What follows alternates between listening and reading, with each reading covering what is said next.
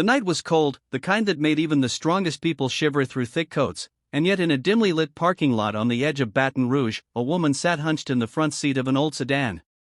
Beside her, in the back seat, a baby slept, wrapped in a thin blanket that barely kept out the chill.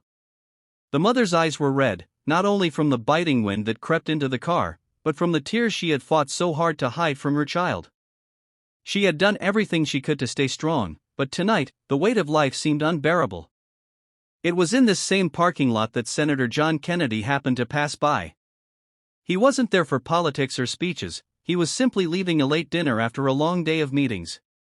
His driver slowed as they pulled past the row of cars, and something caught his eye: a figure sitting still, too still, in a car with fogged-up windows. Kennedy asked the driver to stop. Something deep inside him urged him not to look away. He stepped out into the night, his breath forming clouds in the air. As he walked closer, he noticed the woman, her head bent down, her hands clutching the steering wheel as if it were the last anchor in her world. When she noticed the tall figure approaching, she startled, wiping her face quickly and pulling the blanket tighter around her child. "Ma'am," Kennedy said softly, with the kind of southern gentleness that carried both respect and concern, "are you and your little one all right?" The woman hesitated, shame flashing across her face. She wanted to say yes, to hide her struggle, but the truth was impossible to disguise. The baby stirred, letting out a small cry, and in that moment, the senator saw the reality: the car wasn't just transportation, it was their home. Her name was Rachel. Once, not long ago, she had a steady job and a small apartment. But life had a cruel way of unraveling all at once. First came the medical bills when her baby was born prematurely. Then the job loss when she couldn't keep up with the long hours while caring for her sick child.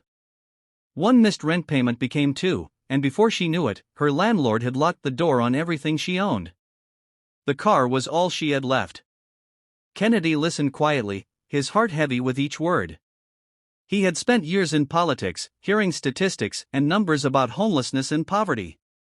But standing there, staring at a shivering mother and her child, he realized statistics were nothing compared to a single human story. "Rachel," he said after a pause, "you don't have to go through this night alone. Come with me." At first, she shook her head, too proud, too scared to accept. But Kennedy's persistence wasn't political, it was human.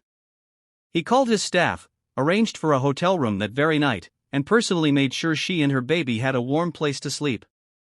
Rachel cried silently as she laid her child on a real bed for the first time in weeks. But Kennedy didn't stop there.